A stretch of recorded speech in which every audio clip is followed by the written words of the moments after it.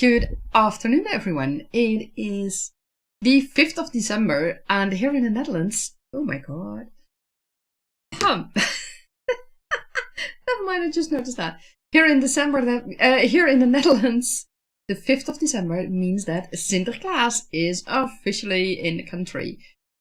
And Sinterklaas is much more a feast for the children. And in my case, I don't have any kids. And way back when we were teenagers, at some point we decided in our family that we would celebrate the present giving and such at Christmas, because with Christmas we have 2 days off, and with Sinterklaas we don't have any days off. So yeah, that was a bit handier. But you will still see loads of people celebrating Sinterklaas with, as we call it, surprises, but it's when you make something yourself and put in presents in that what you made. So that's always fun to do. And for the rest, it depends all on what you're used to and and what you like to do. And there are a few things that I didn't want to withhold, and that's Sinterklaas candy. It's fun and it's tasty, and these are things that you probably won't find in many other countries. Some things, of course, you will find, but for example, these. Okay, let me see that I can put that. See, we call that pepernoten. The literal translation is pepper nuts, but as you can see, they are not nuts, and there's no pepper in them. Well, there might be a little bit, but yeah, it's a strange word, and I have to be honest, I haven't found the origin of that word, so it's fun. Now, we also have what we call kruidnoten, or the herbal nuts, but also it's not nuts. They're not nuts, and it's more yeah, there are herbs in it, so that's them, and with a chocolate covering, so that's always fun. Now, these I showed you earlier. If the camera picks it up correctly, yeah, it picks it up. That's a little Sinterklaas. And there's one other thing. I have no idea if this is available outside of the Netherlands. It's little frogs and mice, and in this case it's a frog. And it's made of chocolate. And some white stuff inside. It's not cocos. I have no idea what it is exactly, but I like it. So I'll show it to you. Yeah. Let me see. Oh, the camera is picking up. It's picking up quite well. So yeah, that's another candy that we have here. And of course, if you haven't heard about chocolate letters, you're in for the treat. Now, of course, I have to have one with my first letter. These. You have them in all kinds of sizes, and it's full-on chocolate. But you also have very or chocolate letters that have an intricate design and that are filled, for example, or that have nuts and marzipan on them. There are small letters like this, big letters like I showed you just now. So it's all kinds of, and there are really tiny letters. They are just, I mean, that's just what you eat just out of hand, so to speak. So yeah, it's fun. And these things, these nuts, these the kruidnoten and like what I showed you earlier, the schuimpjes. It's not marshmallow. It's harder than marshmallow. It's quite hard in comparison to marshmallows. Things like that and things like this. I think it's a gummy-ish thing. Personally, I don't like the taste of these. And sugary hearts. These are quite hard as well. But you know that's just fun. And we have here in the Netherlands, it's a tradition that these little things, that they are scattered around during when Sinterklaas comes into town, and when the helping Sinterklaas and helping Pete's, that they come to visit your house, and they will also scatter that stuff around. So it's always fun for the kids. Or they will just put it in the kids' hands. The kids will hold up their hands like that, and they will get candy like that. So yeah, it's a fun thing, and I have to say I don't know exactly what candy they have in, for example, German and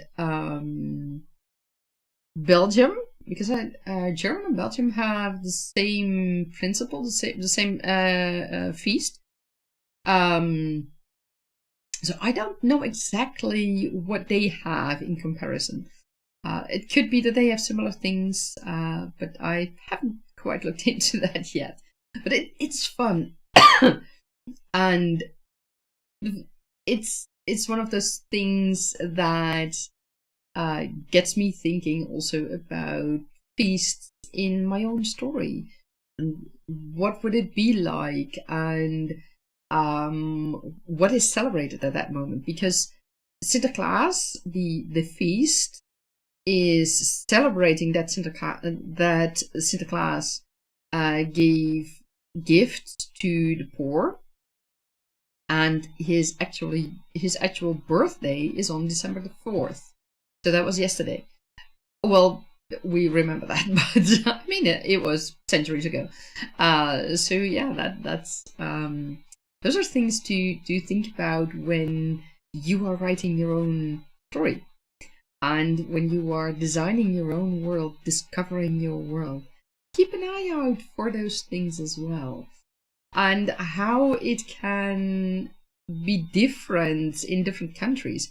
I mean, the United States and England, you guys have, or the UK, I should say, you guys have Santa Claus. And that is a little bit different from what we have here in the Netherlands, but it has lots of similarities. So that already shows that it can differ per country. And that's fun. That's all part of the fun. So keep that in mind when you're writing. Speaking about writing, I am going to continue in my story Go Fly, and hopefully my laptop won't crash again. Because yesterday after the stream it crashed again. I'm getting a bit tired of that, but okay. I deleted another program, I reinstalled another program. Hopefully that will solve a few things. And if not, if I have a crash today again, then I'll have to completely reinstall my laptop. Because I did a hardware check and that was all fine. So, I don't know. I hope I can find out what's wrong. Or rather, I hope that I now experience that I solved the problem, and that my laptop will function normally again. That would be awesome. So, let's get into our creative session of today. 60 minutes. Let me put my headphone on so that you guys don't hear an echo of things. And let's start our creative session of today. If my mouse wants to cooperate, that is. Doesn't seem to be. There we are.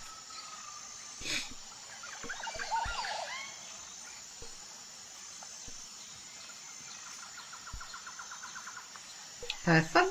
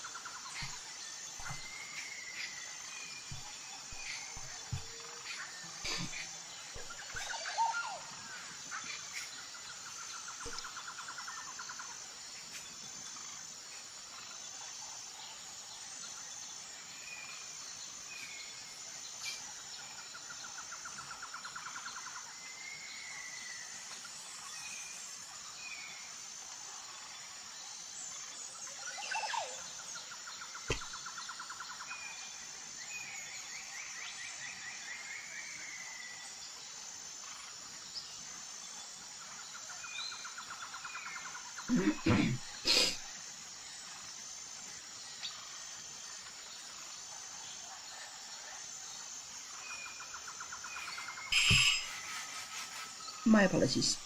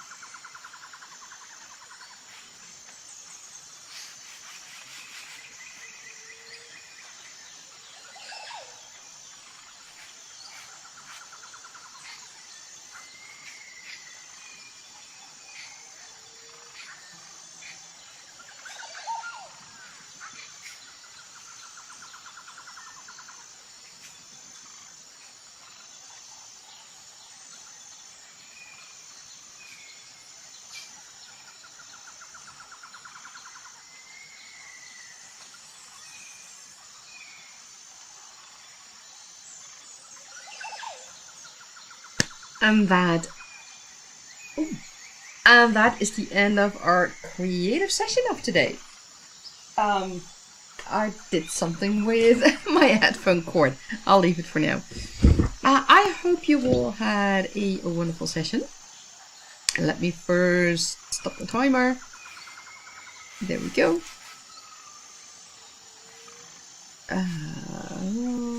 What's happening? Okay, so for one reason never mind.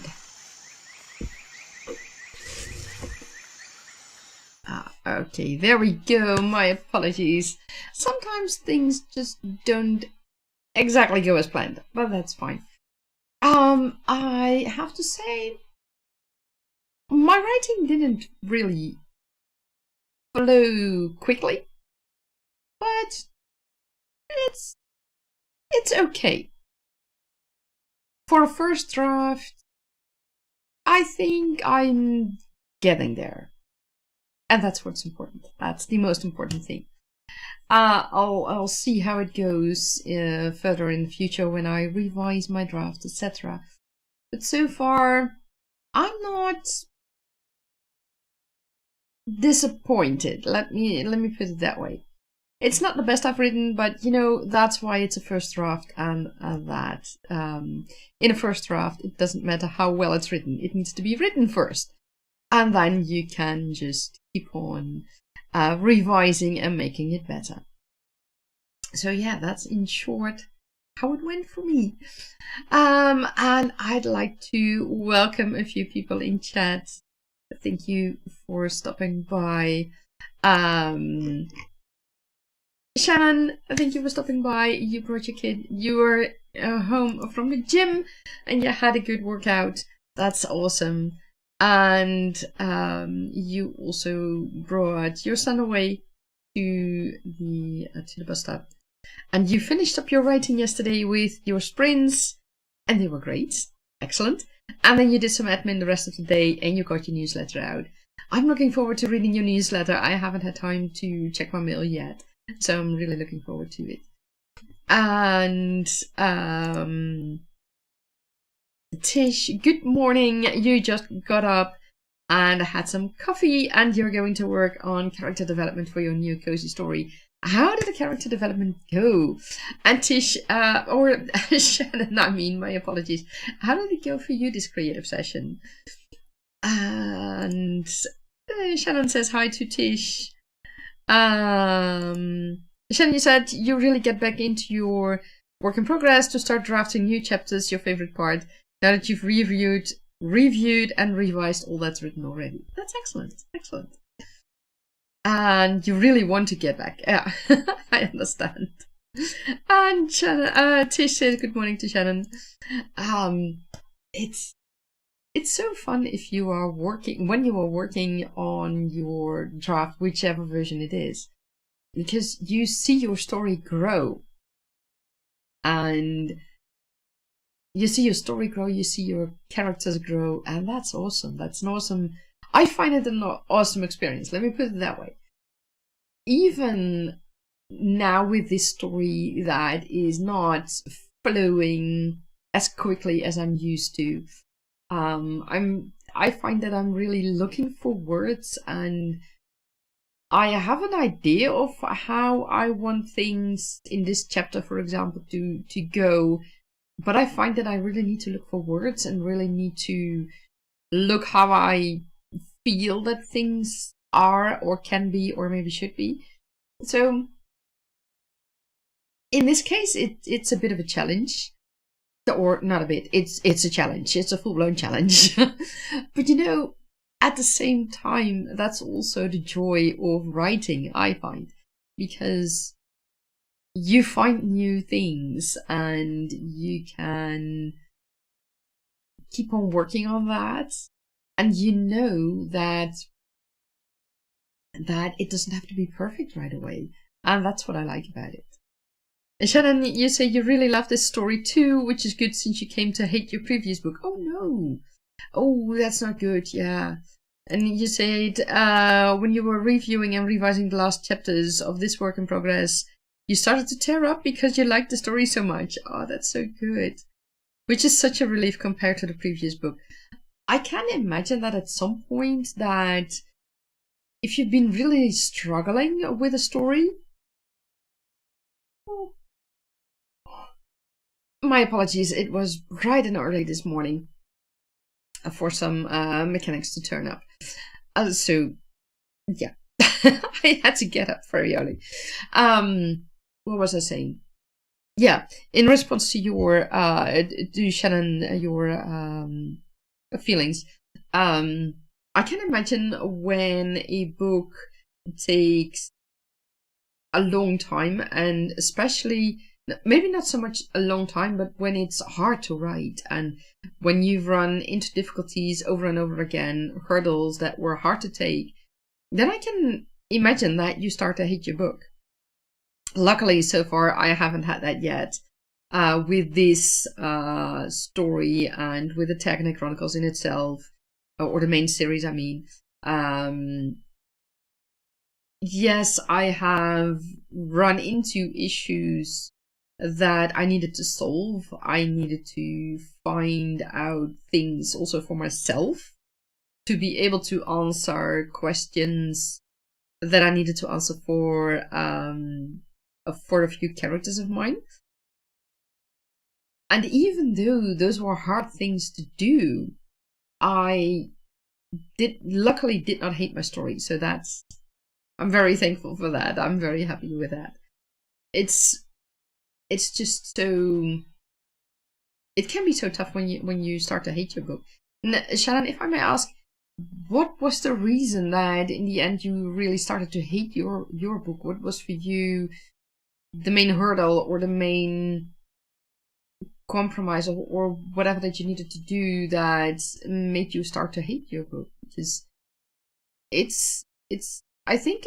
can imagine it's important to recognize that and see if you can prevent that in the future. I mean, that's for every one of us. It's never easy to do. Hey, Andy, welcome in. And Tisha say, wow, that's a good story when it evokes your emotions. Exactly. And Andy says hi to Shannon as well. Thank you all for joining. It's so wonderful to see you all here. So yeah, I mean, it's so, a story can work with you in your characters in your world, but it can also really work against you, and that's not always the easiest thing. And oh, thank you, Andy, for smacking that like button like a naughty nightin. I like the way you do that. Tisha says hi to Andy. Oh, I like the community that's forming here. Thank you very much. It's so fun to see people who I've met elsewhere. I mean, I know Andy from Shannon's live streams. I know Tish from Tish's live streams. I have to be honest, I don't remember where Tish and I met. Tish, do you remember that? I mean, I know I joined your live stream in the chat, but I don't remember where we met exactly. I mean, I think I just joined your live stream when it popped up in my feed on YouTube. And Andy, you say Shannon has connected me with many people. This community is awesome. Yeah, it's so great when you can really connect to other authors and really help each other with so many things that we run into, and just being a sparring partner or help with things like beta reading or the whole publishing process. That's just, we can all help each other with that, and that's so awesome about having such a community and being part of such a community. Shannon, you said getting the character arc right for your male main character. He starts as a very honorable person, but when the female character betrays him and hurts his kingdom, he embodies a hidden persona, the Blue Devil, and it takes a lot. It takes a lot for him to realize that people do things for reasons, and he had to come to terms with what he would forgive and love the female character again. But getting this right was so hard. But getting this right was so hard. And you had a friend of several years who was being your critique partner for this book, and she hated him no matter how much I revised. Who was being your critique, and she hated him no matter how much you revised. Yes, I think I remember you telling me about that. That's just, I can't imagine that. It's not the easiest thing, and that's how shall I say that? Let me. Oh no, it's okay.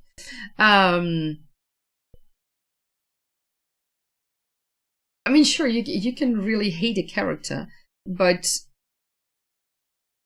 as a reader, but if you can convey that to an author, but you also have to keep in mind, or at least that's how I feel about it. If you beta read or if you are a critique partner, you have to also respect the decision of the author. And if the author feels that this is the way this character should behave and this character should do these actions to bring the story forward, but also to get to a closure, it's the story of the author. It's not the story of the critique partner, and that makes a huge difference, I think. So she said we met through a live stream. Yeah, awesome. I don't remember which live stream. Doesn't matter. Shannon, you said you lost a friendship when you told her you couldn't continue the critique process with her because it hurt. I can imagine that. Yes, it's so hard when that happens. Luckily, I think I've been lucky so far with my critique partners and beta readers. Well, critique partners. They have really contributed to my story and asked questions of which I thought, oh yeah, that's an issue, and I didn't think of that. And I remember Dida, for example. She's an admin here on or a moderator here on YouTube, and she's the one with whom I set up the Fantasy Tavern Discord. I remember we talked about Nejat, and I had an idea of what he would look like, and at some point I told her what I thought he would look like, and she was like, I had a completely different vision in my mind based on what you told her earlier. So she described what she had in mind, and I was like, no, not so much. And then I thought about it for a few days, and I was like, it's far more logical if he actually looks like she thinks he looks. Because he's from the South. And that would make such a huge difference. And I was like, oh, I need to change that. I need to change that really. That's in that respect, I completely agreed with her. There are also things that I might not completely agree with her or with the other critique partners, but you know that's okay. And as long as you keep having respect for each other and not force each other to do something else, then that's not a problem. Shannon, you say hi to Andy. And Andy says, Shannon, sorry to hear you lost that friendship. That's a painful thing to go through and a big shame. Yeah, indeed. Shannon, you say that book has now won 3 awards. So you did something right. Absolutely. But the whole process of writing and revising the book was so difficult in many ways. Yeah, I can imagine that. Yeah. And Shannon, you say thank you to Andy. And you say, Shannon, you sometimes just ignore people's opinions. It's your book, only 2 opinions matter, yours and the paying reader. Yes. Well, that said, the paying reader, yes, their opinions matter, but at the same time, they might just not like your book. I mean, that's possible, right? and in that case, that book isn't for them. There are multiple other readers who find your book perfect. But it shouldn't be a reason to... How shall I say that? As for the contents go, so the story, character development, etc., the way you took, the direction you took, and the decisions you made on that should not be a reason. Or let me put it different. If a paying reader has comments on that, it should not always be a reason to adjust your story. I know there are cases where paying readers are currently waiting, for example, for a book that is being rewritten completely. And they didn't so much have a problem with the world building, for example, but with the quality of the story. And that can be an issue, yeah.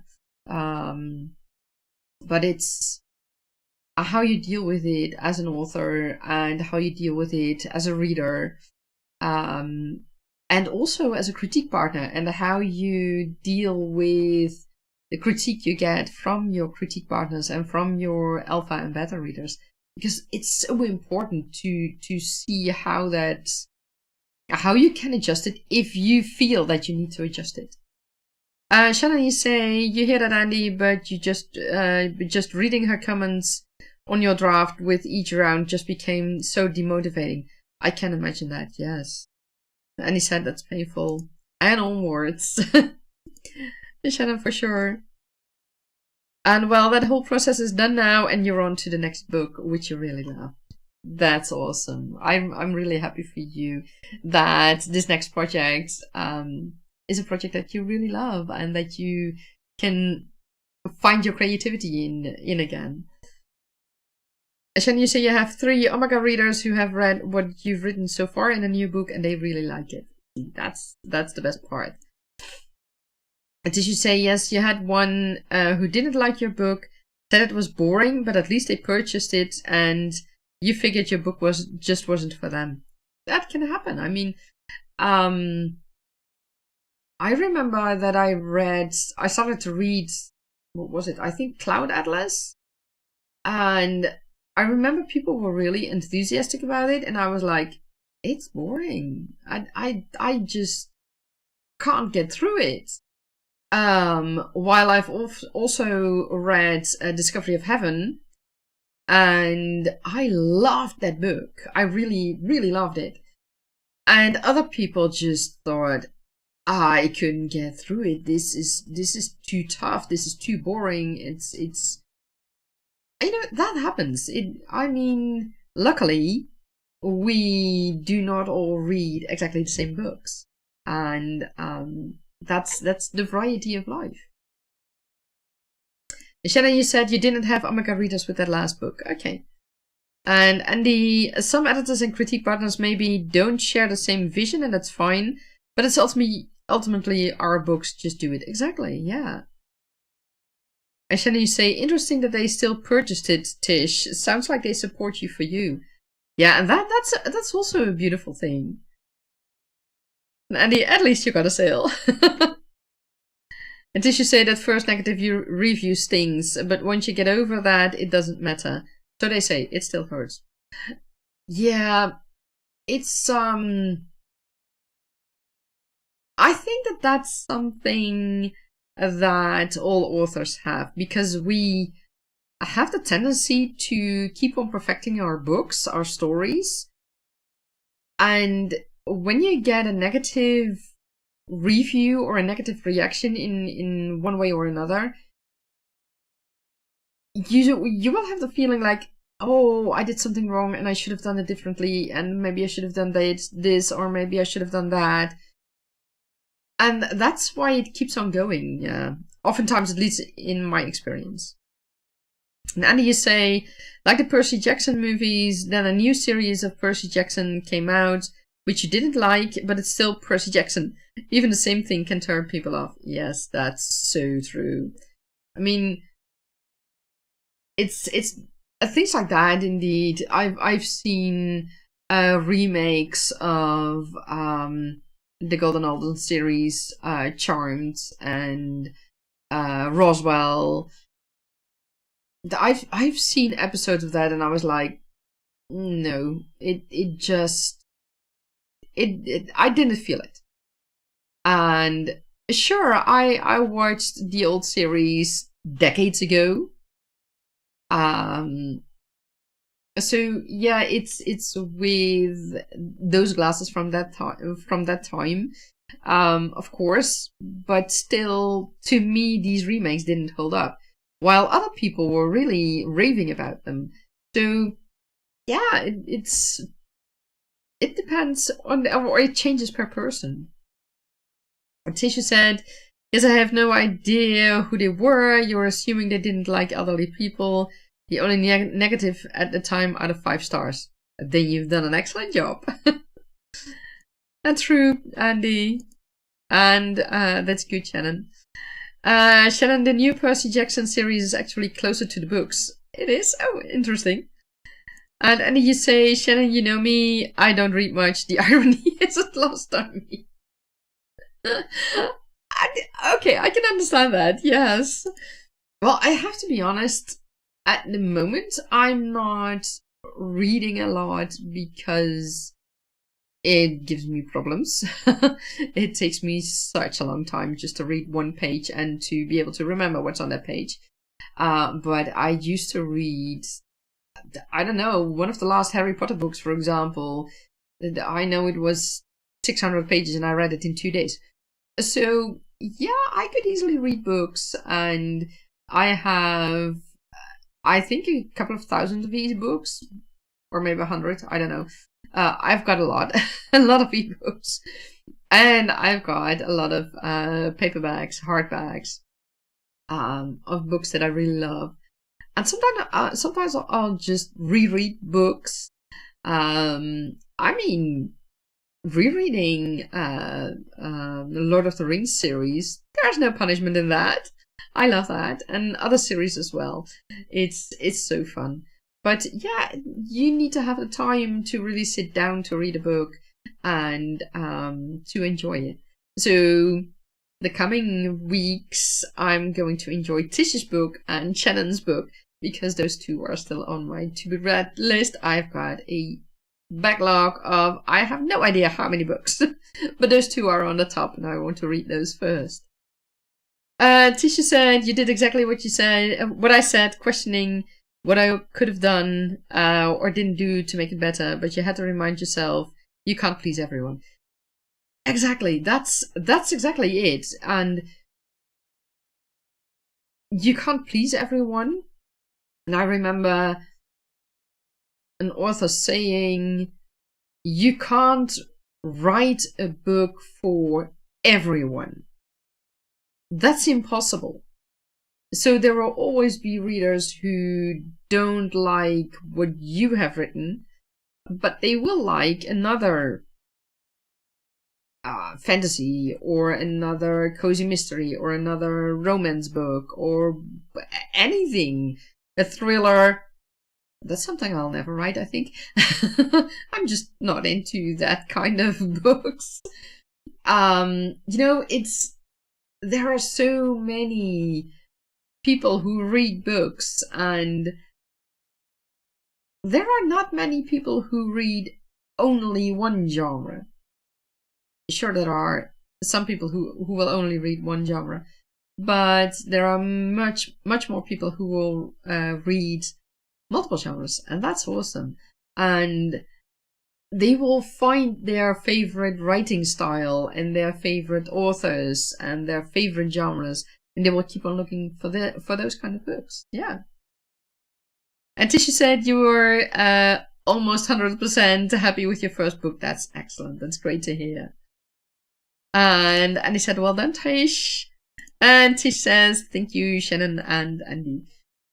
Well, it's so great if you can be so happy with your book and with any story. I mean, I've also written fanfics of several series, also a variety of genres. I've written Buffy the Vampire Slayer crossover with Angel and Charmed, I think. I've written NCIS. I've written Harry Potter. I've written other series. Well, the fanfics of other series. It was fun to do, and it was fun to get comments from people. And some didn't like what I wrote. Oh well, yeah. But for me, those were really practice things. It was never like I wanted to at that time. When I was still writing fanfics, I never intended to go and write my own book until I found stories that were 100% originally mine. And yeah, that's when I started to think about really writing my own stories, my own books, and at some point publishing them.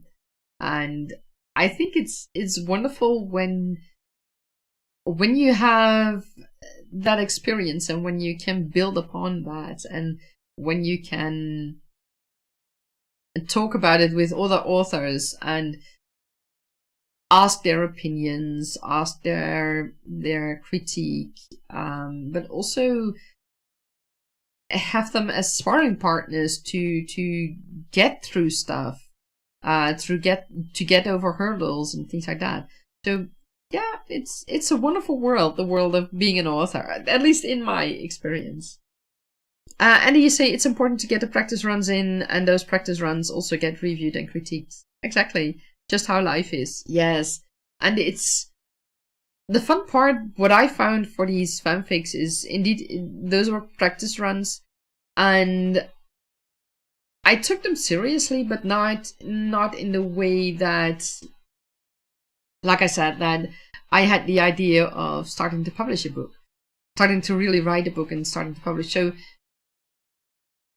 the critique didn't, also the negative critique, I didn't really internalize that, because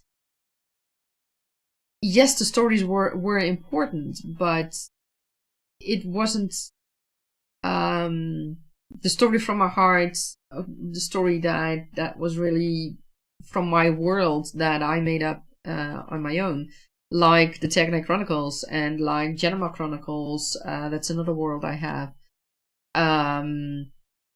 That makes a huge difference, yeah. And you say editors and critique partners you think should be really widely read, as wide as possible. Exactly. And hopefully that helps them see which angle your book is coming from, because they've seen others do similar. Yes, exactly. Just your 2 cents. More like 0.0002 after inflation. That's possible, yeah. And Shannon, you say it makes sense to you, Andy. Exactly. Yeah, it's... You know, when you've read in a lot of genres, or at least in multiple genres, you can indeed see things.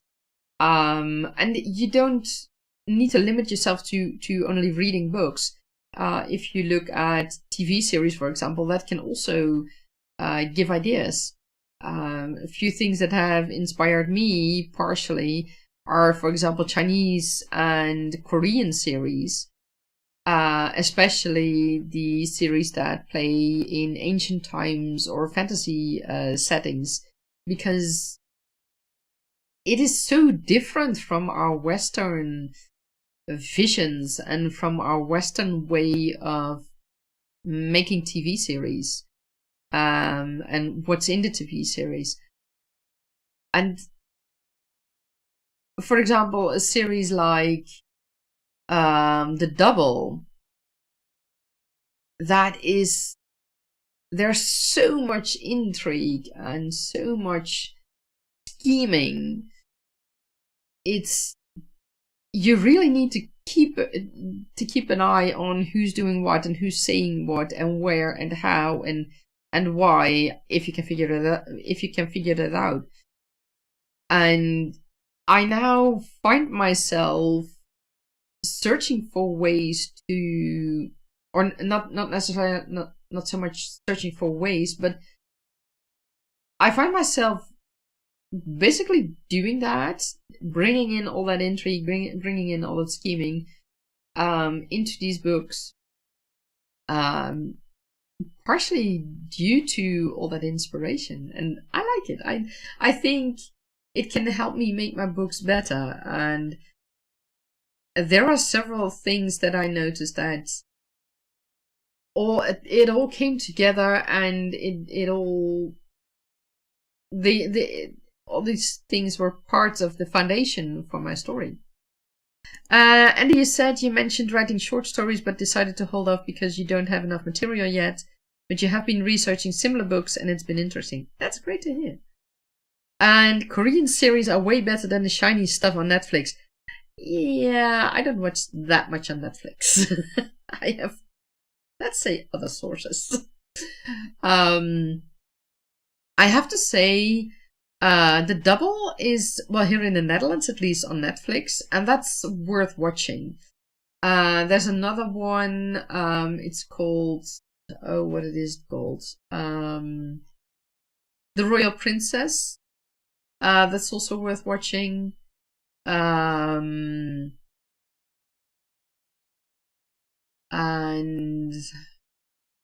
yeah, those two are at the top of my head. There are more, but I don't remember at the moment.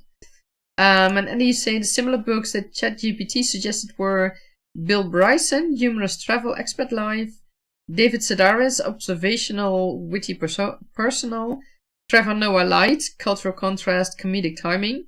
Trevor Noah is also on YouTube, and he's really fun to watch. And Shannon, you say you think writing short stories set in your universe is a good way to world build. You find out more about what your material can be. Yeah, that's what I find with my current short story.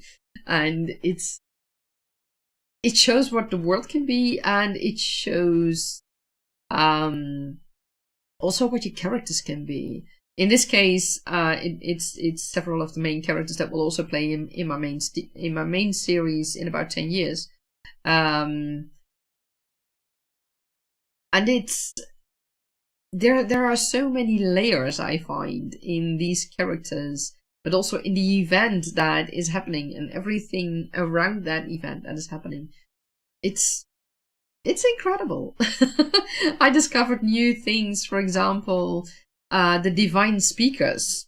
I didn't know that yet. But the first thing I found about them was not related to this short story in particular. It was eventually related to the first book that I'm writing. And they will have a certain role there. But I found them while I was working on Go Fly. So yeah, that's interesting how things can play out.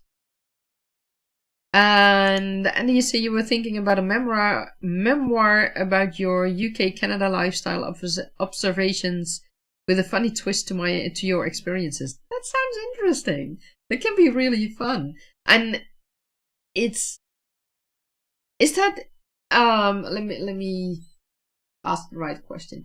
Is it meant really as a memoir, or would it be more a novel based on your experiences? Because there's quite a difference between those things. And then you say, fun fact, you used to work with someone from the Netherlands who was also called Seal. Oh, that's a small world. That's fun. Yeah. I mean, the fun thing is, in the past, when I was still young, there weren't that many girls called Ilse. It's only later, during my late teenage years, early 20s, that I really found more women called Ilse. It's very interesting. It's a name that wasn't used a lot several decades ago. And then you say your best friend is now in the Netherlands. Seems quite a nice place to live. Yeah, the Netherlands is a very good place, a very good country to live. Of course, as Dutch, we keep on complaining. That's one of our quirks. Let me put it that way. But we have so many good things. If I look at my personal situation, I have that financial support. I am now 3 years into post-COVID. Yeah, more than 3 years into post-COVID. And this last almost 2 years, I'm already at home. I couldn't work anymore since the end of January last year. But we have a safety net, a financial safety net. If you have worked, and I already had a lot of work years, which meant that I will have benefits for the max of 2 years at least. And potentially it will be extended after that. I really hope so. Because I still just can't work. Both physically and here. That's what I experienced during the live streams as well. And it's that safety net that's very good. Yes, I mean, it's my income is low because my original income was low. I get 70% of my original income. So it is low, but at least I have that financial safety net. We have a how do you say that? A healthcare. I mean, it's not the best of the best, but we have a very good healthcare system. And I mean, we pay our monthly how do you say that? Fees.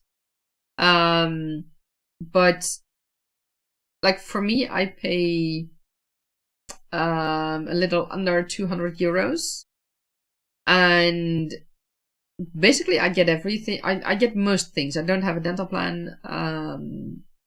That's something I need to change for next year. But under 200 euros, I should also be able to get a dental plan. And then the total cost would be about 200 euros. And most of our care is paid. We need to pay 385 euros max as our own risk, as they put it. So the first 385 euros in bills you have to pay yourself, but that's for a whole year. Once you've paid those 385 euros, you usually don't have to pay anything anymore unless you've chosen certain treatment that isn't paid for by the insurance company. But a lot is paid for by the insurance companies here in the Netherlands. So that makes a huge difference, and it's so. I mean, we also hear stories about other countries, and then I think, yeah, I'm very glad I live in the Netherlands. And there are more things. I mean, yes, we don't have mountains. We have hills. If you are a Dutch person, then you might call a hill also a mountain, because there is a reason it's called the Netherlands. In Dutch, it's called Nederland, and originally our country was called the Lage Landen or the Lowlands, because our most of our country, I think 90% or so or something of our country is below sea level. And we have quite a flat country. So yeah, it makes such a difference. And when we go, for example, to Belgium or to Germany or France or Italy, we go into the mountains, and that's really new for us. And there were lots of things that are so different for us. But also, yeah, it's a good country to live. We have, I mean, yeah, you know, as we say, the grass is always greener with the neighbors, but at the same time, when you have to live there, it might not be so green after all. And Shannon, in response to Andy, you say, you don't live in the Netherlands.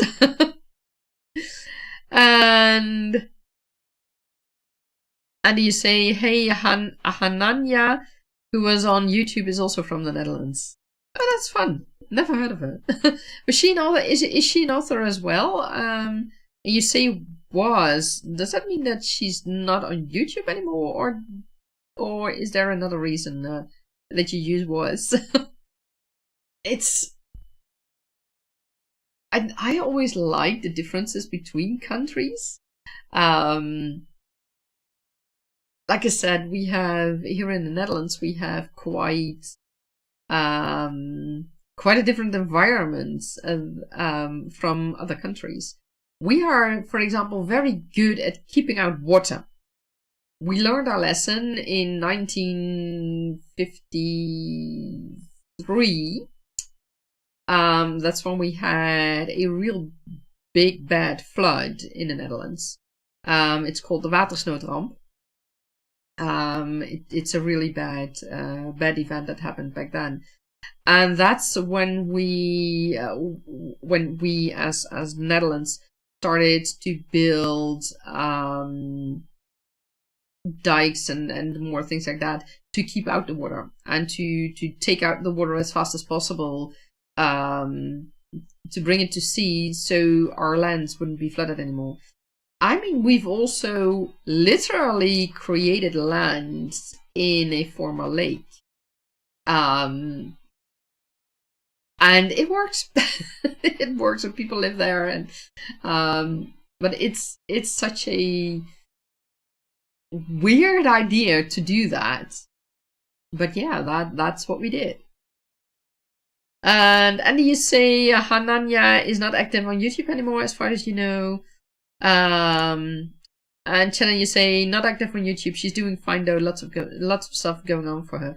Oh, that sounds great. Is she also an author, or does she do something else that she's that she was on YouTube?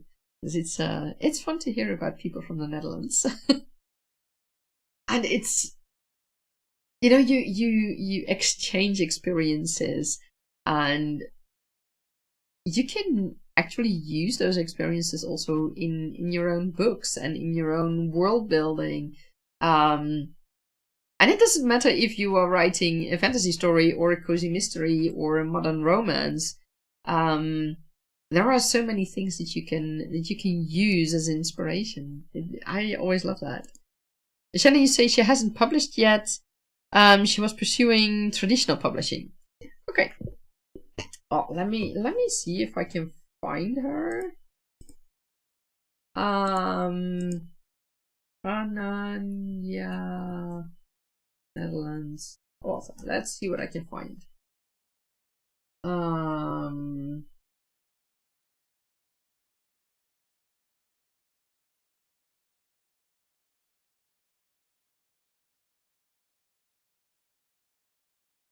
I see some, but if you say that she hasn't published anything yet, I see Henania Leclerc. She was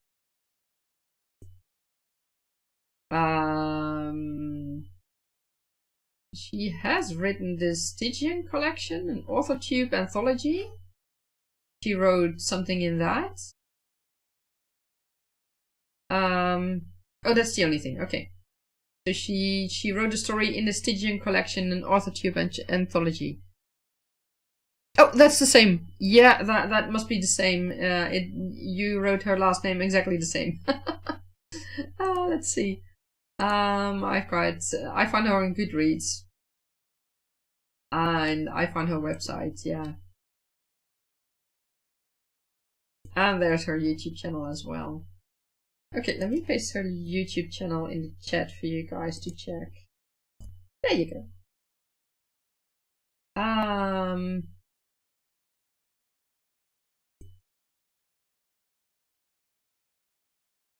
Oh, she stopped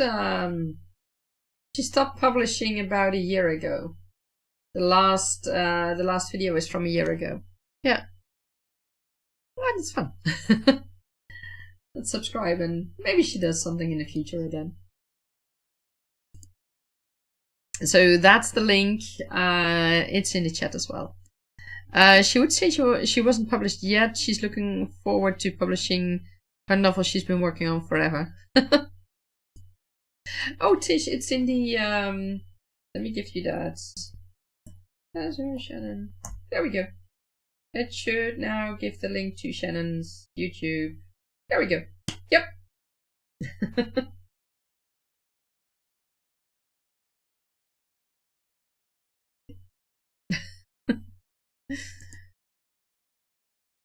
And you say, sounds like you, Shannon. You'll eventually get something out for the fiction thing. That's good. Just so many things taking your time. And Tish, you say, oh, no wonder you can't find it. You were spelling the name wrong. You're welcome. You're welcome.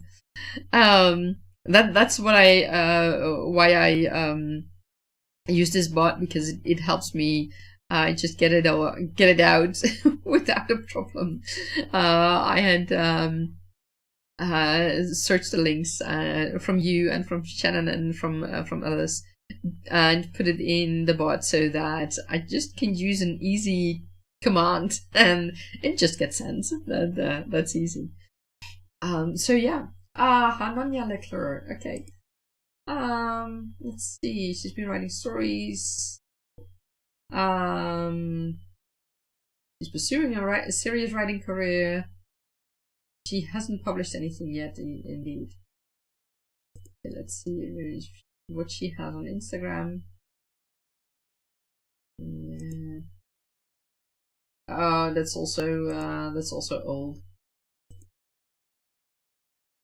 The most recent thing is from almost 2 years ago on Instagram. So that's not she's not active. On our site, she doesn't seem to be active anymore either.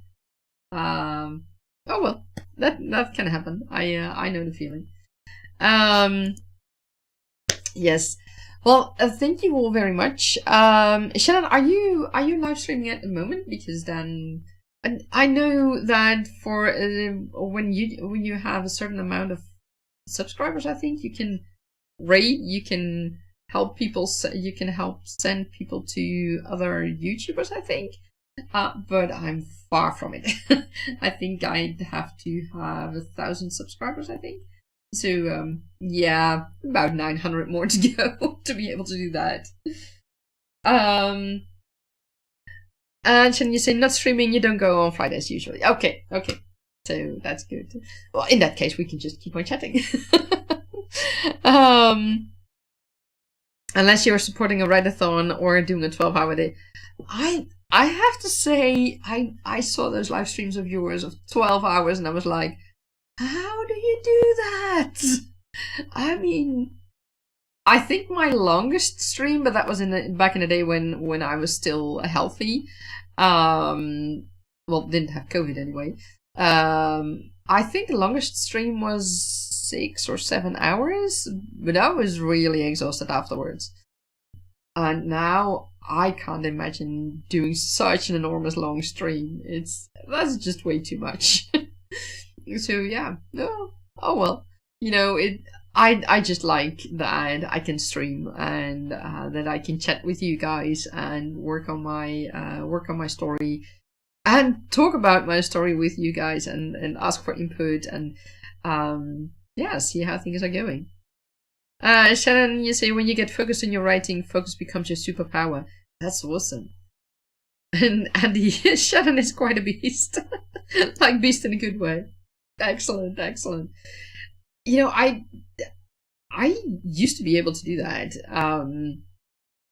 I know, especially with the November writing months, I was really able to just keep on writing, and I know that there were days that I could just, that's what I was looking for, that I could just write 5,000, 10,000 words, and that was easy back then. So yeah, that's, if you are in the flow and you can keep on going, because that's so important.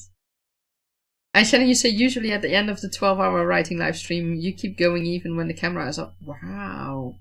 That's... And you just get so into it and you can just keep on going, the flow state. Yeah, I mean, if you are in such a flow, then it's so important that you just keep on going. Because you don't want to lose that that connection and that inspiration and that sense of, I don't know, sense of belonging in that world at that moment. And that's really the best, I think. Yeah, it's incredible. So yeah, it's I hope I will be able to do that in the future again. It will take some time. But for now, writing it's going. Like I said, with this creative session, it wasn't the easiest, but yeah, it's a fun challenge. And you said you got yourself a masterclass subscription to learn how some of those famous authors do things. You haven't touched the subscription since you subscribed earlier this week. Oh boy. Oh no, Andy. And what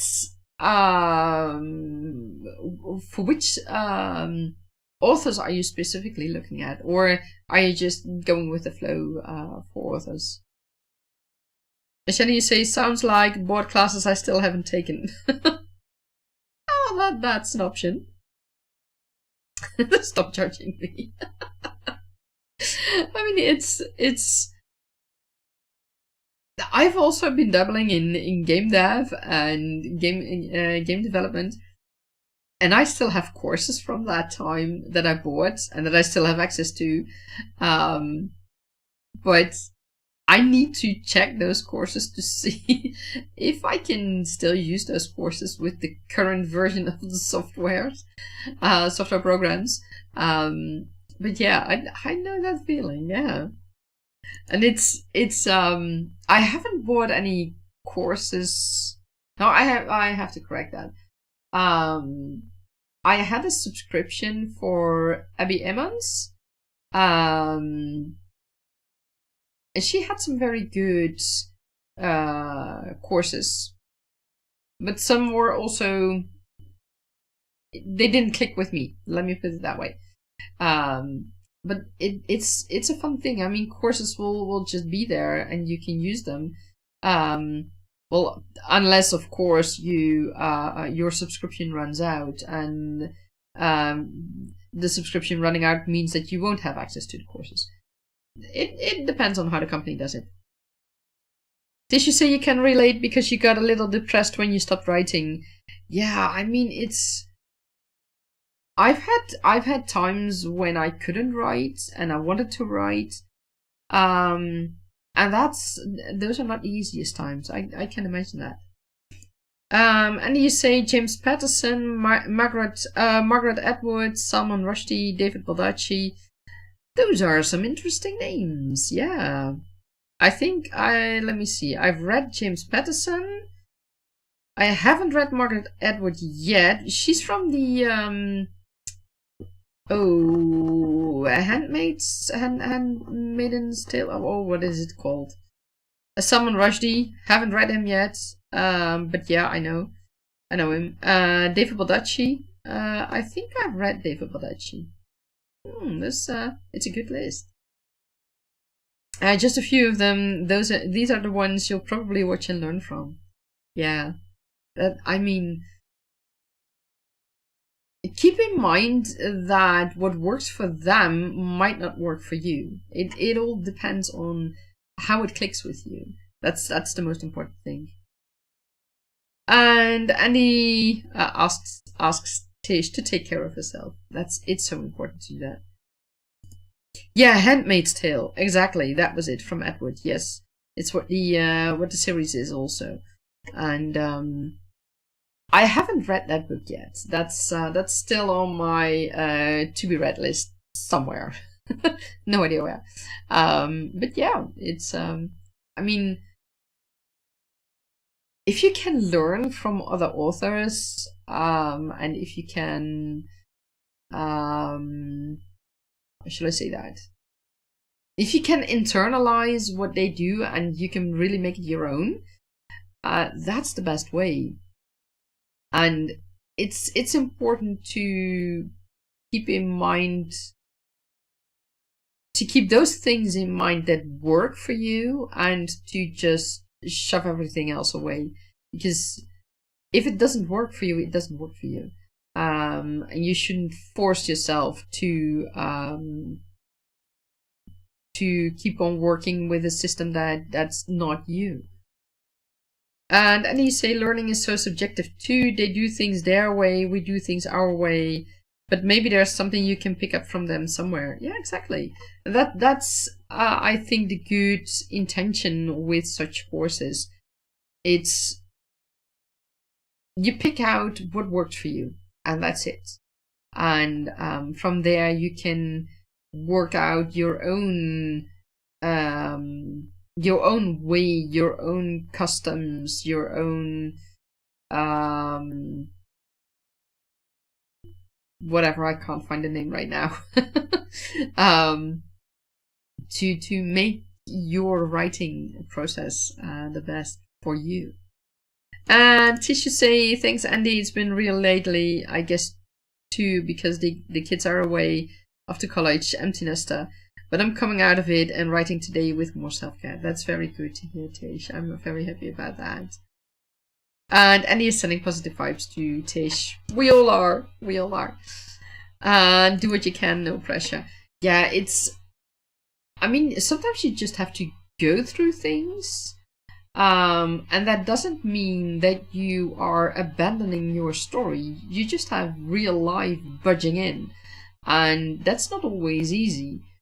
But it doesn't mean that you're not working on your story. You just you have to go through these things to be able to get the space and the time again to work on your story. So you're working on it in a different way. You're working on a way to create that time and space again. And Andy, you say you've got to hop off. Thanks for the stream and chat. You're welcome. You're welcome. And thanks for popping in. I loved having you here. And Tish, hearts to you, Andy, as well. Well, I think I'm gonna call it a day as well. Shannon, you say you gotta go to an appointment. Thank you for the sprint. You're welcome. You're welcome. Bye bye. Yeah, I mean it's 3:30 already. Past that. So I gotta go as well. I wish you all a wonderful time. And so far, my laptop hasn't crashed. So let's hope this keeps on going, because then at least I have my problem solved. So tomorrow I will do another live stream again, same time, 1:30 p.m. Central European time.